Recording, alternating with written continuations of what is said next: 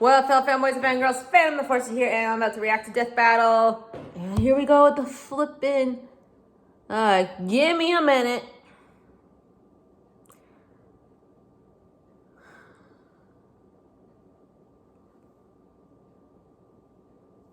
Okay, let's get rid of this. Close that one.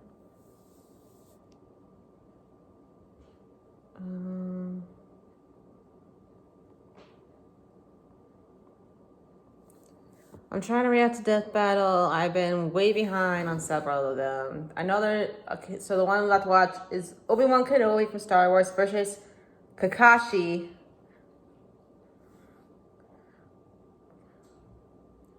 from Naruto. Yeah, I had this insane crush on him. So growing up, Kakashi, he was like one of my favorite. He was like one of my top favorite anime crushes.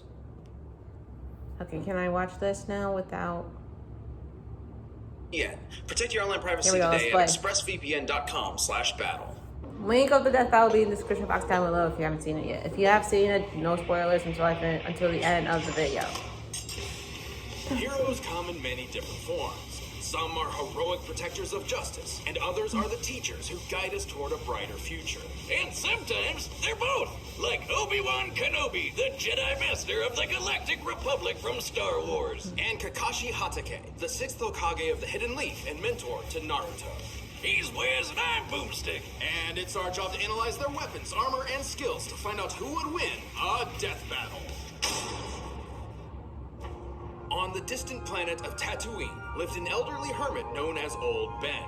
His heart heavy with regret and stories to tell. 'Cause he wasn't just some crazy old goot. He used to be a badass samurai space wizard. Obi-Wan Kenobi. Now that's a name I've not heard in a long time. I love a good Obi-Wan liner. Hello there. As a child, Oh, yo, that guy gave a mean the hell out there. That gave a mean training in the Force over the course of their lives. And he was trained by the one and only Liam Neeson.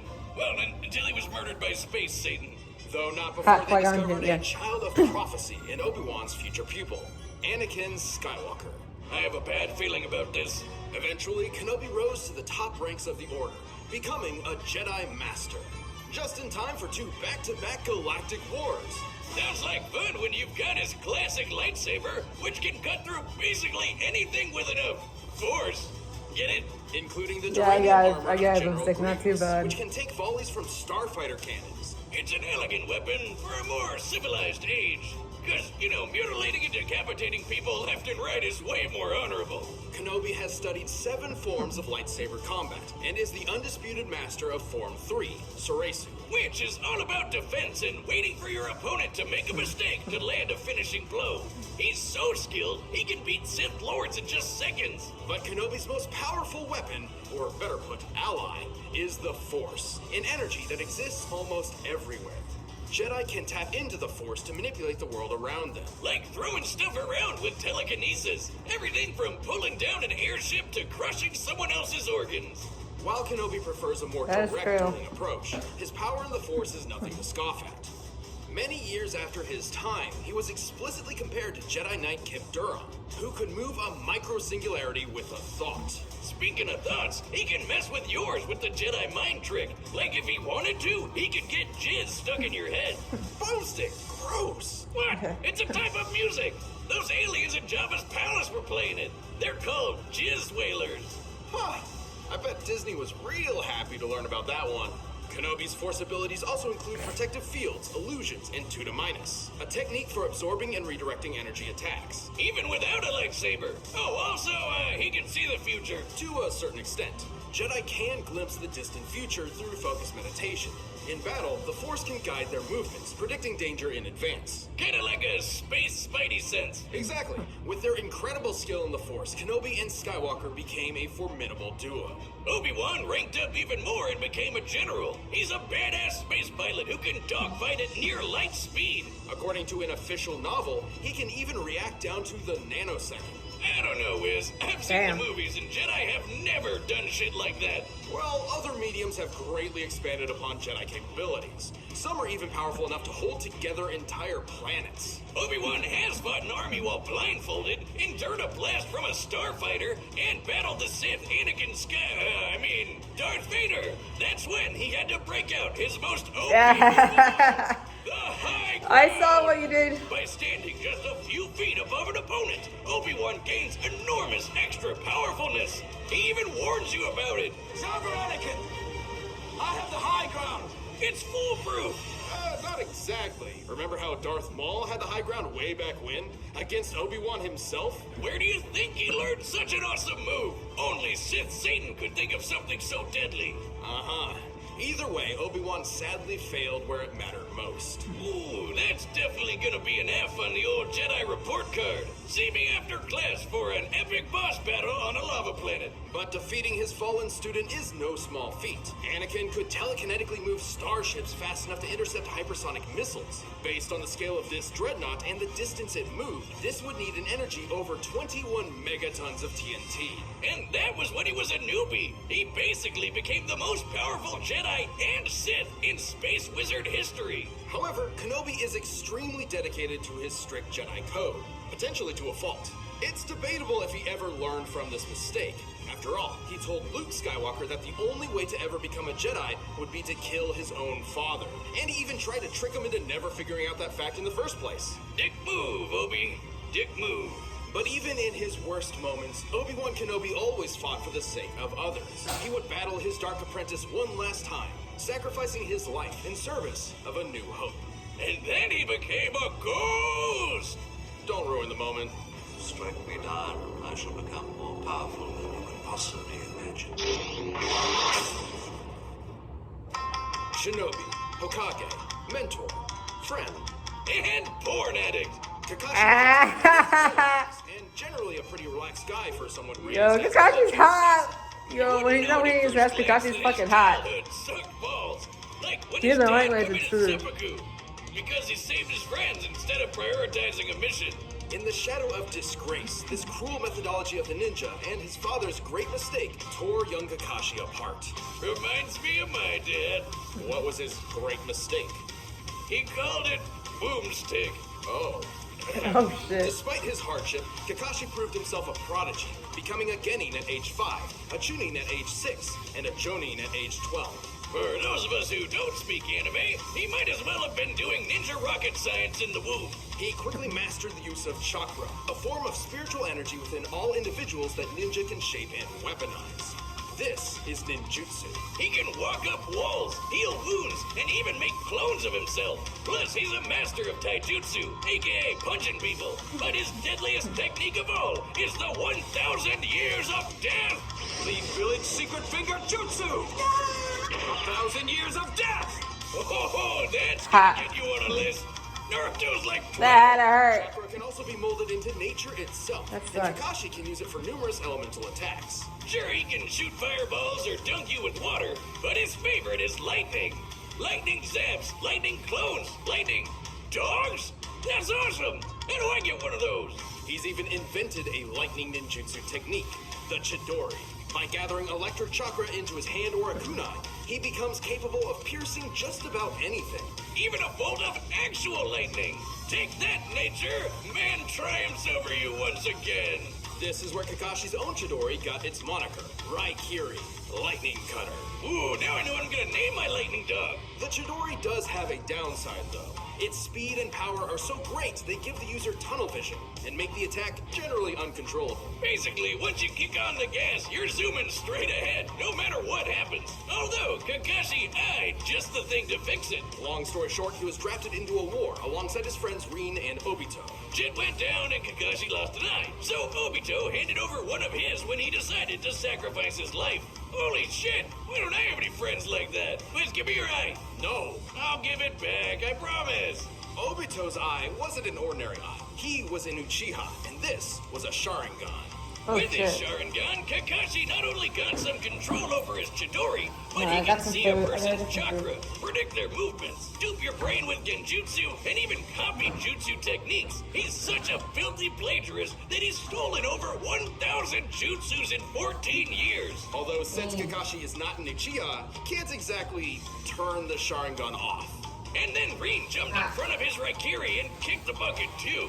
Man, this guy can't catch a break. And yet, unimaginable loss is exactly what is needed to unlock the Sharingan's next stage, the Mangekyo Sharingan. Oh yeah, with the Mankey Eye, he can cast Kamui, basically sucking objects or people into another dimension. Sure, it uses up a lot of his chakra pool, but it's a pretty clever instant win move. The concept of trauma granting new power fascinates me. So, I've stolen Boomstick's entire beer hoard and placed it in a secure room with 200 tons of TNT. Wait, what? Oh! You monster! What have you done? Do you feel anything? Just thirsty, sober, and punchy. Punchy? Next round's on Wiz. Well, for Kakashi, everything sort of worked out in the end. He became a teacher, and this new generation of ninja helped him learn that his dad was right all along. Friends do come first, unless they blow up all your beer. Wake up! He's held his own against top-tier ninja like Zabuza, Pain, and even his old friend Obito. Back from the dead and evil now, because why not? Kakashi can definitely compare to fellow ninja master Jiraiya, who can blow up mountains. That takes over 18 megatons of TNT. And he's caught and sliced lightning. Based on the distance it moved before he caught it, he must have reacted within 70 microseconds and moved over 2,000 times the speed of sound. Sounds like ninja president material to me. Not too shabby for a guy who likes to read porn in public. Did I forget to mention that? Because he totally does. Kakashi of the Sharingan is nothing if not full of surprises. Right now, all I can give you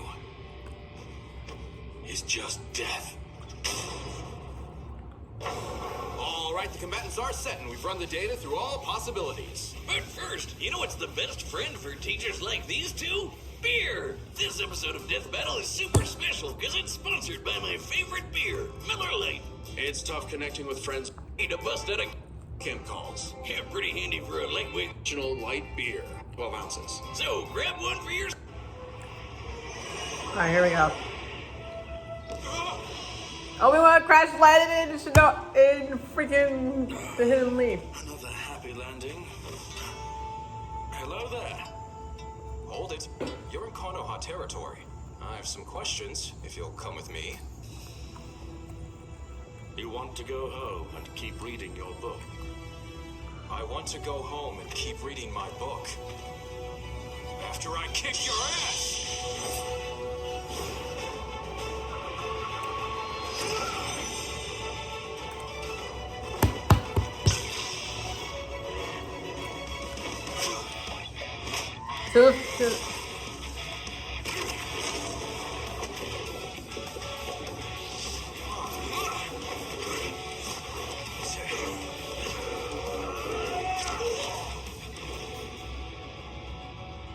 Had enough?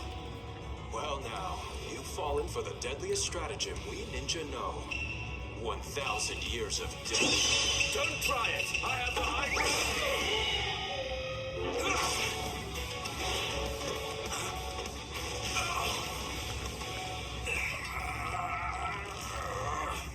I guess I have the high ground. Oh, I don't think so.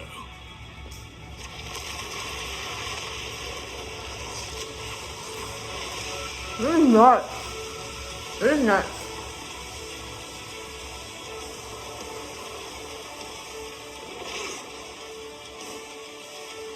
Most impressive. But I see you.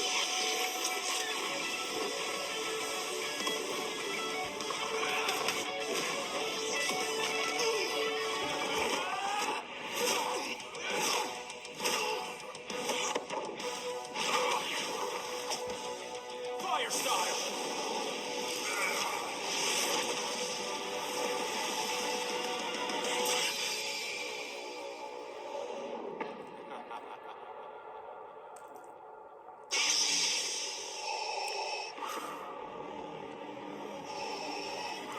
mindful of your thoughts, Obi-Wan. They betray you.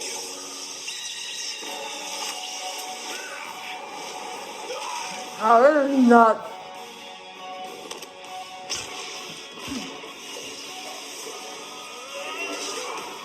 Oh, this is crazy. Here we go. Here's the Chidori.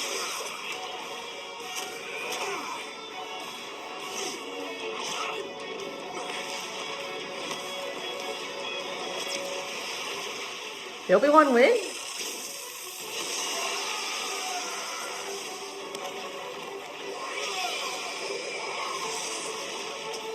Oh, did he fall for the dummy? Did he fall for the dummy ninjutsu? Trust in the Force.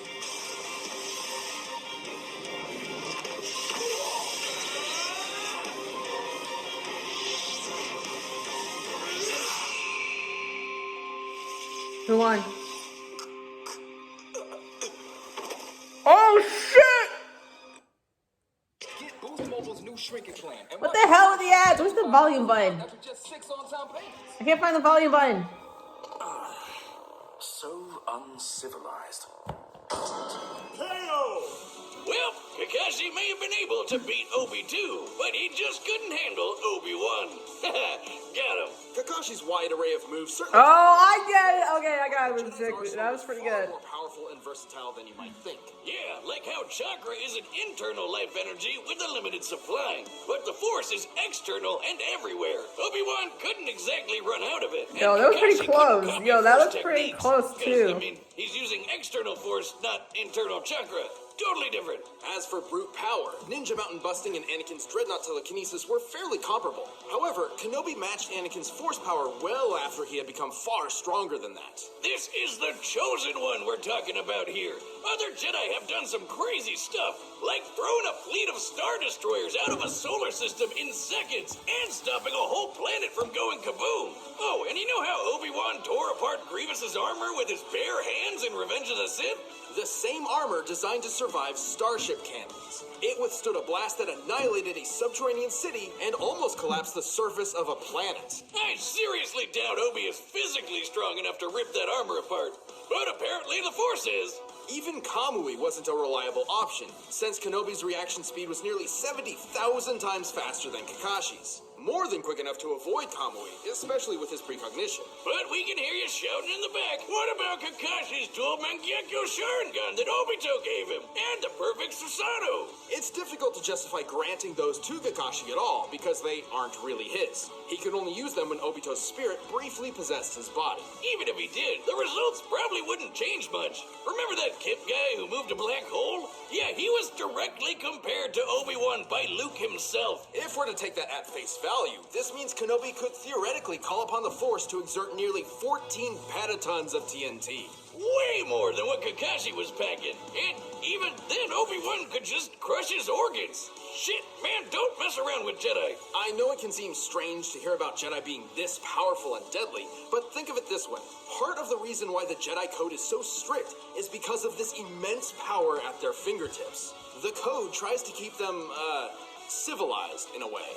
But when you enter a death battle, throw those morals out the window. We're looking for who wins a no-holds-barred fight to the death. Kakashi had many impressive tools, tricks, and techniques, but Kenobi's brilliant speed, overwhelming force, and greater level of power won this bout. In the end, Obi won. The winner is Obi-Wan Kenobi. From a certain point of view. Hey, thanks for watching this episode of Death Battle. If you want the battle music for yourself, you can get it by clicking the link. Okay, that was fun. So yeah, link up to this Death Battle in the description box down below. That looked pretty dope. Sorry for not reacting so much. I was really enthralled with what was going on. So I forget. So whoever's next, I will do next. So until next time, Fandom Forcer, out.